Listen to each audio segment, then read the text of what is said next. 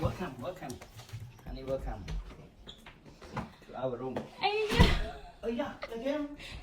គុណតែខ្លាចជាអ្នកនៃជីវិតអូ làm cái gì vậy đấy អ្នកក្បែរខ្លួនអូនលែងបារម្ភលែងខ្លាចជីវិតដែលឯកាបងទុំអូនជាមនុស្សទីមួយគ្រប់គ្រងយ៉ាងតាមអូនត្រូវការ យ៉យ ôi ôi nha អាយ៉យវ៉ាវអរគុណបងទាំងពីរមែនតើក្នុងការរៀបចំយ៉ាងពិសេសជូនបងអូនទាំងពីរនេះអូយឡើង surprise ហ្មងនិយាយទៅ